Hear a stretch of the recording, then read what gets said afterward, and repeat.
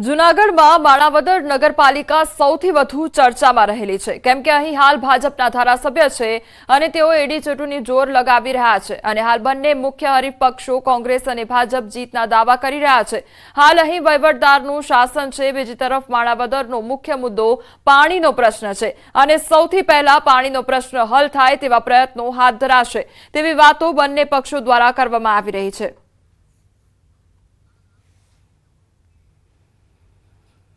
पहला तो अमर पानी प्रश्न है। आ 4 दिवसे पानी आपे छे पण अमरा प्रयत्न एवा छे के एकत्र आ पानी मळे एवा प्रयत्न अमे करशुं। एक तो रोजी रोटा माटे अहींया सारी फैक्टरी पड़े एवा प्रयत्न करे सरकार, एवी अमारी मागणी छे। अमे पाणीनी मागणी रेवेन्यू फंड बन्यो छे एमां पण अमे प्रयत्न बनशे एटला प्रयत्न करशुं ने एमां पाणी नाखे तो एकत्र पाणी थाय एवा प्रयत्न अमे करशुं। वहीवटदार छेल्ला 2 वर्षથી वहीवटदारનું શાસન છે અને એ પહેલા ભાજપનું શાસન હતું 18 વર્ષ માટે। અત્યાર સુધીમાં 94 થી નગરપાલિકા અસ્તિત્વમાં આવી ત્યારથી 2 વખત કોંગ્રેસનું શાસન હતું અને બાકીના સમયમાં ભાજપનું શાસન થયું છે। ત્યારે સરકારની યોજના હતી ભૂગર્ભ ગટર યોજના, તો ક્લીન સિટી માટે થઈ અને ભૂગર્ભ ગટર યોજનાનું આખા ગામની અંદર ભૂગર્ભ ગટર યોજના છે એ હું પ્રમુખ હતો ત્યારે અમે આખા ગામની અંદર યોજના અમલમાં મૂકી હતી। વંથલી નગરપાલિકાની ચૂંટણી જાહેર થતા મુખ્ય હરીફ પક્ષો ભાજપ અને કોંગ્રેસ કરોડો રૂપિયાના વિકાસ અમારા શાસનમાં થયા છે તેવા દાવા કરી રહ્યા છે। ત્યારે અહીંના સ્થાનિકો અને મતદારો હજી પ્રાથમિક સુવિધાનો અભાવ છે તેવું જણાવી રહ્યા છે। ત્યારે ભાજપ કોંગ્રેસના દાવા સામે મતદારો બંનેની પોલ ખોલી રહ્યા છે। ખાસ તો અહીં જાહેર શૌચાલયની સુવિધા નથી, સાંકડા રસ્તાને લઈ ટ્રાફિક જામની કાયમી માથાકૂટ, નાના માણસો આજે પણ બીપીએલ કાર્ડ માટે ધક્કા ખાઈ રહ્યા છે। ત્યારે ભાજપ કોંગ્રેસના વિકાસના દાવા વચ્ચે હજુ પણ વંથલીના લોકો પીડાઈ રહ્યા છે। જૂનાગઢ જિલ્લાની વંથલી નગરપાલિકાની ચૂંટણી જાહેર થઈ છે ત્યારે કોંગ્રેસ અને ભાજપ બંને છે તે વિકાસના દાવાઓ કરી રહ્યા છે કે અમે એટલો વિકાસ કર્યો છે। ત્યારે આપણી સાથે છે તે વંથલીના સ્થાનિકો છે, એનો મૂળ જાણીએ કે કેવો વિકાસ થયો છે અથવા કેવો વિકાસ ઝંખી રહ્યા છે। શું લાગે છે તમને આજે? મારું નામ મગનભાઈ ભટ્ટી છે। વંથલીનો વિકાસ તો થયો છે થોડોક ભાજપના શાસન દરમિયાન, હજી એ વિકાસ કરે તો સારું, હજી થવો જોઈએ વિકાસ। ભાજપ કેવો વિકાસ ઈચ્છો છો? એટલે ગામની અંદર રોડ સારા બનવા જોઈએ, પાણીની વ્યવસ્થા હરકી હોવી જોઈએ। જ્યાં ધક્કા ખવડાવે નગર પંચાયત હરિભાઈ લાખાભાઈ બસ। ખાસ કરીને જોવા જાય તો બીપીએલ કાર્ડ ને લઈ અને સ્થાનિકો કહે છે કે બીપીએલ કાર્ડ ને લઈને ધક્કા ખવડાવે છે પણ કામ થતું નથી। વંથલીના સ્થાનિકો જણાવી રહ્યા છે ટ્રાફિક શૌચાલયના પ્રશ્ન છે તે લોકોને સ્થાનિકોને રડાવી રહ્યા છે।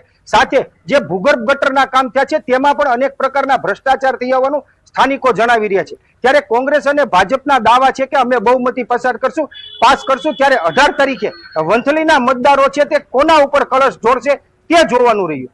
જેમ જેમ સ્થાનિક સ્વરાજની ચૂંટણી નજીક આવી રહી છે તેમ તેમ તમામ પાર્ટીઓ પોતે કરેલા કામોની ગણતરી કરાવવા લાગે છે, પરંતુ જૂનાગઢ જિલ્લાની માણાવદરના મતદારોનો મિજાજ કંઈક અલગ જ જોવા મળ્યો છે। અહીંના લોકો કહી રહ્યા છે કે તે કોઈ પણ પાર્ટીને મત નહીં આપે, તે લોકો એવા ઉમેદવારને જ વોટ આપશે જે તેમની પાયાની જરૂરિયાતો પૂરી કરે। ખાસ અહીંના લોકોને પાણીની સમસ્યા છે। અહીંની મહિલાઓ જણાવી રહી છે કે તેમને 4 દિવસે પાણી મળે છે, સાથે જ તે લોકોના વિસ્તારમાં ગંદકી હોવાથી અહીંના લોકો આકરા પાણી જોવા મળી રહ્યા છે। માણાવદર નગરપાલિકાની ચૂંટણી યોજાઈ રહી ત્યારે ભાજપ કોંગ્રેસ છે તે દાવા કરી રહ્યા છે કે અમે અમારા શાસનમાં લોકોની સુખાકારી માટે કામ કર્યા છે। ત્યારે અહીંના વિસ્તારના મહિલાઓને પૂછતા એક નવું ચિત્ર સામે આવ્યું છે કે અહીં 4 દિવસે પાણી મળે છે। ત્યારે અહીંના મતદારો છે તે શું ઈચ્છી રહ્યા છે આપણે તેની સાથે વાત કરીએ। બેન, આપના નામથી શું તકલીફ છે? અમારે પાણીની તકલીફ છે ને અમારે છે ને રોજ રોજ પાણી નથી દેતા, 5 દિવસ 100 દિવસ પાણી દે છે। અમારે કોઈ સફાઈ કરવા આવતા નથી, કુંડિયું સાફ કરવા આવતા નથી, ગંદકી એવી થાય છે। અમે ત્યાં 2-3 ફેરી ત્યાં અરજી મારવા જાય તો કોઈ સાફ કરવા આવે નહીં, ઈ કે આવે એમ કરીને નીકળી જાય। કોંગ્રેસમાં નહીં, ભાજપમાં નહીં, કોઈ નહીં, અમારું કામ કરે એમાં અમે મત દેશું। બહુ તકલીફ છે, અમે મિલુમાં જાય તોય કોઈ ભરવા દેતા નથી, અમે પાણી પીવા ક્યાં જાય? કે અહીંના જે મતદારો છે તે ઈચ્છી રહ્યા છે કે જે અમને દરરોજ પાણી આપશે અને નિયમિત સફાઈ કરશે તેને અમે મત આપીશું। નહીં કે કોઈ પાર્ટીને જોઈને। વિભાજન બાદ વિધાનસભા અધ્યક્ષ શંકર ચૌધરીએ સંકેત આપ્યા છે। થરાદમાં સંબોધન દરમિયાન શંકર ચૌધરીએ રાહ તાલુકો બનાવવાના આપ્યા છે સંકેત। ત્યારે વાવ થરાદ જિલ્લો બન્યા બાદ રાહ તાલુકો બનવાના સંકેત આપવામાં આવ્યા છે। થરાદના કિયાલ ગામ ખાતે સંબોધન વખતે કહ્યું કે તમારા નજીક તાલુકો આપીશું। શંકર ચૌધરીએ કહ્યું કે ગામ કિયાલ તાલુકો તમારા નજીક કરીશું। ના હજુ તમને બે બદલવાનું છે તમારે। તમે બોલો ગામ, થોડા દિવસમાં તાલુકો બદલાશે અને થોડા દાડાની અંદર જિલ્લો પણ જિલ્લો કયો બનશે? કયો જિલ્લો બનશે? વાવ થરાદ જિલ્લો બનશે અને તાલુકો તમારે ઢુકડો કરી નાખશે। ફેબ્રુઆરીમાં મોસમનો બેવડો માર અને હવામાન અંગે અંબાલાલ પટેલ દ્વારા આગાહી કરવામાં આવી છે। હજુ એક પછી એક ડિસ્ટર્બન્સની શક્યતા વ્યક્ત કરવામાં આવી છે। ફેબ્રુઆરીના અંતમાં હવામાનમાં પલટો આવશે, આંધી વંટોળનું પ્રમાણ પણ વધશે તેવી આગાહી કરવામાં આવી છે। 15 ફેબ્રુઆરીથી ગરમી વધશે તો 17 થી 19 ફેબ્રુઆરીએ પવનનું જોર વધશે તે પ્રકારની આગાહી કરવામાં આવી છે। તાપમાન ઊંચું નોંધાવા છતાં પણ વહેલી સવારે ઠંડીનો અહેસાસ થઈ રહ્યો છે, એટલે કે બેવડી ઋતુનો અહેસાસ ગુજરાતમાં થઈ રહ્યો છે। ત્યારે આપણે વધારે માહિતી મેળવીશું। આપણી સાથે છે હવામાન નિષ્ણાંત અંબાલાલ પટેલ। કાકા, અત્યારે જે રીતે ઠંડી વહેલી સવારે ઠંડી લાગે છે, બપોર થતાં જ ગરમીનો અહેસાસ થાય છે, બેવડી ઋતુનો અહેસાસ કેટલા દિવસ હજુ રહેશે? બીજું આ બેવડી ઋતુનો અહેસાસ છે એ વસંત ઋતુમાં થતો જ હોય છે। હાલમાં આ વસંત ઋતુ જે છે એ લગભગ 2 માસની હોય છે અને આ 2 માસ દરમિયાન હમણાં બેવડી ઋતુનો અનુભવ થવાની શક્યતા રહે છે। પરંતુ ઉલ્લેખનીય છે કે બેવડી ઋતુ સાથે સાથે રોગીશ ઋતુ પણ થવાની શક્યતા રહે છે। એટલે જનધને પોતાના સ્વાસ્થ્યની કાળજી રાખવી ઇષ્ટ રહે।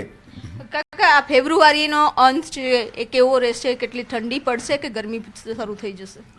ગરમી તો તારીખ 15મી ફેબ્રુઆરીથી જ શરૂ થઈ જશે। કેટલાક ભાગમાં મહત્તમ ઉષ્ણતામાન 37 ડિગ્રી સેલ્સિયસ જેવું થઈ જવાની શક્યતા રહે છે, જેમાં મધ્ય ગુજરાતના ભાગોમાં મહત્તમ ઉષ્ણતામાન લગભગ 35 ડિગ્રી સેલ્સિયસને વટાવી જાય। ઉત્તર ગુજરાતના ભાગોમાં પણ મહત્તમ ઉષ્ણતામાન 34 ડિગ્રી સેલ્સિયસને વટાવી જાય। પંચમહાલના ભાગોમાં પણ મહત્તમ ઉષ્ણતામાન 34 ડિગ્રી સેલ્સિયસ જેવું થઈ જવાની શક્યતા રહેશે। કચ્છના ભાગોમાં પણ મહત્તમ ઉષ્ણતામાન વધી શકે। રાજકોટના ભાગોમાં પણ મહત્તમ ઉષ્ણતામાન લગભગ 32-33 ડિગ્રી સેલ્સિયસ જેવું થઈ જવાની શક્યતા રહે।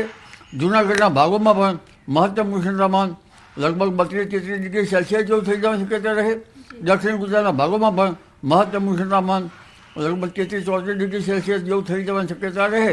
પણ ઉલ્લેખનીય છે કે તારીખ 17 થી 19માં મહત્તમ ઉષ્ણતામાન ઘણું વધે અને કોઈ ભાગમાં તો મહત્તમ ઉષ્ણતામાન 38-39 ડિગ્રી સેલ્સિયસ જેવું થઈ જવાની શક્યતા રહે। ઉત્તર ગુજરાતમાં પણ મહત્તમ ઉષ્ણતામાન વધે, પંચમહાલમાં વધે, કચ્છના ભાગોમાં પણ મહત્તમ ઉષ્ણતામાન વધે। એટલે હવે ધીરે ધીરે તારીખ 17 થી 19માં ઉનાળાનો અહેસાસ થાય એવું થશે। કારણ કે આ વખતે વાતાવરણમાં વારંવાર પલટા આવી રહ્યા છે। એટલે કંઈક અંશે ક્લાઇમેટ ચેન્જના કારણે આ વખતે વાતાવરણમાં ઘણા ફેરફાર આવશે અને આ ગરમી જે છે એ ધીરે ધીરે ફેબ્રુઆરી માસના અંતિમ સપ્તાહથી જ પણ અકળાવનારી રહેવાની શક્યતા રહે છે। ઉમરપાડાના વાડી ગામ ખાતે આવેલ સૈનિક સ્કૂલમાં 18 જેટલી વિદ્યાર્થીનીઓની તબિયત લથડતા આરોગ્ય વિભાગ દોડતું થયું। સુરત જિલ્લા આરોગ્ય અધિકારી ડોક્ટર અનિલ પટેલ સૈનિક સ્કૂલ પહોંચ્યા હતા, જ્યાં તાલુકા આરોગ્યની ટીમને સાથે રાખી શાળાના આચાર્ય અને ગૃહમાતાના નિવેદનો લેવામાં આવ્યા હતા। હાલ 18 વિદ્યાર્થીઓમાંથી 10ને ડિસ્ચાર્જ આપી દેવામાં આવ્યું છે, જ્યારે 8 હજુ પણ સારવાર હેઠળ છે। વાતાવરણમાં આવેલા પલટાને કારણે વિદ્યાર્થીઓની તબિયત બગડી હોવાનું પ્રાથમિક અનુમાન લગાવવામાં આવ્યું છે। કોમન કોલ્ડ અમુક બાળકોને હતું, એટલે કે યુઆરટીઆઈ કહેવામાં આવે છે, અપર રેસ્પિરેટરી ટ્રેક ઇન્ફેક્શન। એની સાથે ફીવરની પણ કમ્પ્લેન હતી અને 1-2 બાળકોને વોમિટિંગની તકલીફ હતી।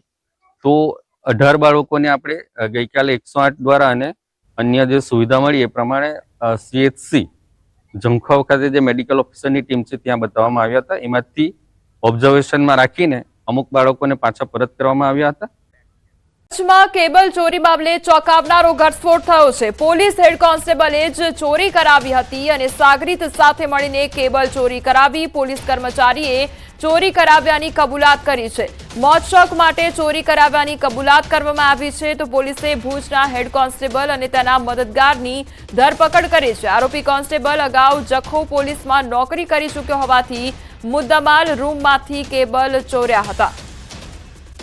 વડોદરા ખાતે દહીંવડામાં જીવાત નીકળી હોવાની ઘટના સામે આવી છે. જગદીશ ફરસાણમાં ગ્રાહકને કડવો અનુભવ થયો છે.